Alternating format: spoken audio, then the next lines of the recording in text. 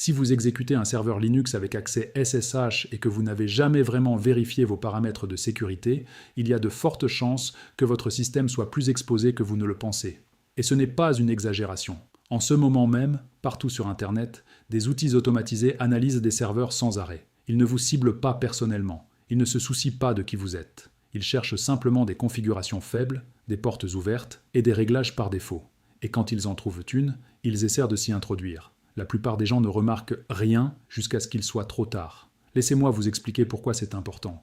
Beaucoup de propriétaires de serveurs pensent « j'ai un mot de passe solide, donc je suis en sécurité ». Mais ce n'est qu'une petite partie du problème. La sécurité ne repose pas seulement sur les mots de passe. Elle dépend de la manière dont tout votre système est configuré. Il y a eu un cas réel il n'y a pas longtemps où une entreprise utilisait des serveurs Ubuntu normaux pour son activité. Rien de spécial, aucune configuration avancée, juste une infrastructure basique. Ils se sentaient en sécurité parce qu'ils utilisaient des mots de passe solides, mais ils n'ont jamais modifié les paramètres SSH par défaut. Cette seule erreur a suffi. Après quelques mois, des activités étranges ont commencé à apparaître. Performance lente, tentative de connexion inconnue, petits changements dans le comportement du système qui ne semblaient pas logiques au début. Au moment où ils ont enfin vérifié ce qui se passait, les attaquants avaient déjà un accès profond. Ils n'étaient plus seulement dans le système, ils en avaient le contrôle total. Ils ont installé des logiciels de minage de crypto-monnaies, utilisé les serveurs pour attaquer d'autres systèmes et générer d'énormes coûts d'électricité. Les dégâts ont fini par coûter des milliers de dollars, sans compter les pertes dues aux interruptions et au nettoyage. Et le pire, tout cela aurait pu être évité avec quelques simples modifications dans un seul fichier de configuration SSH. Maintenant, les choses deviennent encore plus sérieuses. En 2025, des chercheurs en sécurité ont découvert des problèmes majeurs dans OpenSSH, le logiciel utilisé par la plupart des serveurs Linux pour l'accès à distance. Ce n'étaient pas de petits bugs, c'était des failles importantes qui pouvaient permettre à des attaquants d'intercepter des connexions ou même de faire planter des systèmes. Ce qui rend cela encore pire, c'est que ces problèmes touchaient de nombreuses versions utilisées depuis des années. Cela signifie que beaucoup de serveurs dans le monde fonctionnaient avec des risques cachés, sans que personne ne s'en rende compte. Certains de ces bugs permettaient à des attaquants d'interférer avec des sessions SSH. D'autres pouvaient surcharger un système et le rendre inutilisable. Dans certains cas, il était même possible d'exécuter des actions dangereuses en exploitant des faiblesses dans le processus de connexion. Et le plus inquiétant, c'est ceci. Ces failles n'apparaissent pas soudainement. Elles restèrent présentes dans les systèmes jusqu'à ce que les chercheurs les découvrent. Au moment où les correctifs ont été publiés, des attaquants essayaient déjà d'en profiter.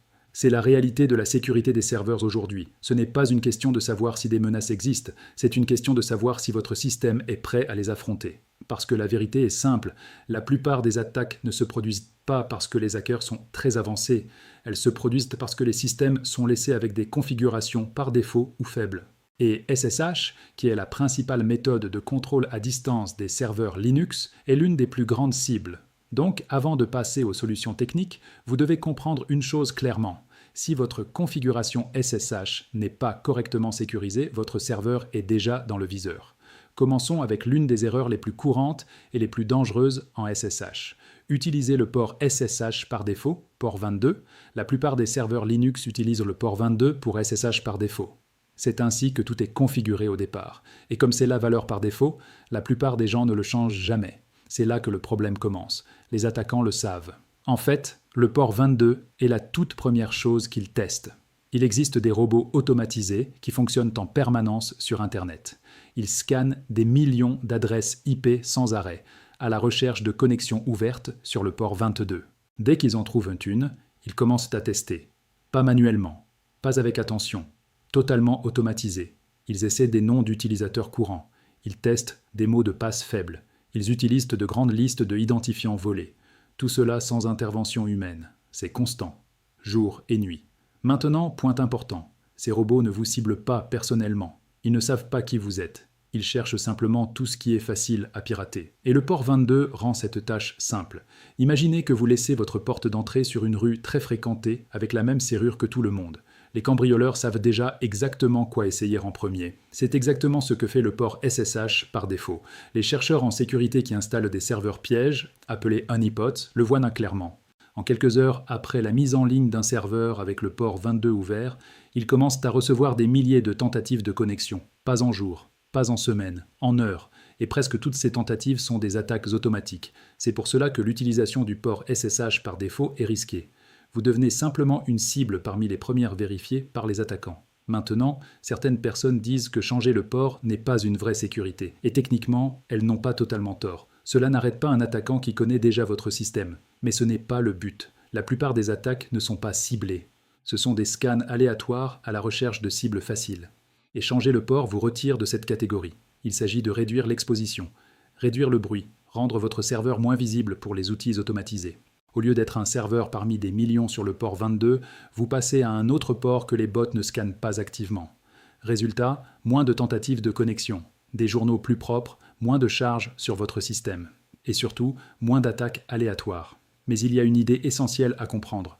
La sécurité n'est pas une seule solution magique, c'est une accumulation de couches. Changer le port SSH seul ne suffit pas à vous protéger, mais cela supprime un point d'entrée majeur, utilisé en permanence. Et lorsque vous combinez cela avec d'autres protections, votre système devient beaucoup plus difficile à compromettre.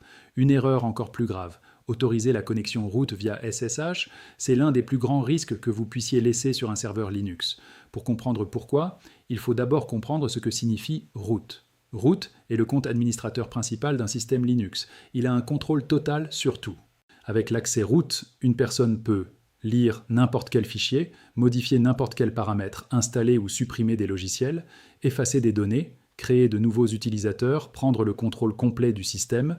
Il n'y a aucune limite. Maintenant, le problème est simple. Si vous autorisez la connexion root via SSH, vous permettez à quelqu'un de tenter d'entrer directement avec le compte le plus puissant du système. Et les attaquants adorent ça. Pourquoi ? Parce que le nom d'utilisateur est déjà connu. C'est toujours root, donc ils n'ont même pas besoin de le deviner. Ils doivent seulement trouver le mot de passe. Et ils essaient constamment. Des outils automatisés lancent des attaques par force brute sur les connexions root en permanence. Ils testent des listes énormes de mots de passe, y compris des mots de passe courants, volés ou générés au hasard. Si votre mot de passe root est faible ou réutilisé, il peut être deviné plus vite que vous ne le pensez. Mais même un mot de passe fort ne résout pas totalement le problème. Le vrai souci, c'est l'exposition permanente. Plus vous exposez la connexion root, plus vous attirez des attaques directes sur votre compte le plus sensible. La bonne pratique est simple. Ne jamais autoriser la connexion root via SSH. Utilisez plutôt un utilisateur normal avec des droits administrateurs via sudo. Mot de passe versus clé SSH. Beaucoup de gens utilisent encore des mots de passe pour se connecter à un serveur. C'est simple, mais dangereux. Les mots de passe peuvent être devinés, volés ou réutilisés. Ils peuvent aussi apparaître dans des fuites de données. Et souvent, ils sont plus faibles que ce que les utilisateurs pensent. Les attaquants testent des milliers, parfois des millions de combinaisons. Les clés SSH fonctionnent différemment. Elles utilisent une paire de clés cryptographiques, une clé privée sur votre appareil, jamais partagée, une clé publique sur le serveur. Si la clé correspond, la connexion est autorisée. Aucun mot de passe n'est transmis. Même si quelqu'un intercepte la connexion, il ne peut rien en tirer. Les clés SSH sont donc beaucoup plus difficiles à attaquer par force brute. Bloquez les tentatives répétées. Même avec des protections, votre serveur continuera à être scanné. C'est normal. Des bots essaient constamment des connexions. Sans protection, ils peuvent tester des milliers de combinaisons. Une solution consiste à bloquer automatiquement les adresses IP après plusieurs tentatives échouées. Résultat, les attaques sont stoppées rapidement. Ne pas oublier les mises à jour. Beaucoup de failles SSH sont corrigées via des mises à jour. Si vous ne mettez pas à jour, vous gardez des vulnérabilités connues. Les attaquants les exploitent activement. Conclusion, la sécurité SSH ne repose pas sur une seule action. Elle repose sur des couches. Changez les réglages par défaut. Désactivez root en SSH. Utilisez des clés SSH. Bloquez les attaques répétées. Gardez le système à jour. La plupart des piratages ne se produisent pas à cause de techniques avancées, mais à cause de configurations faibles ou oubliées. Un serveur sécurisé n'est pas un serveur invincible, mais un serveur difficile à attaquer. Et dans la plupart des cas, les attaquants abandonnent simplement quand c'est trop compliqué.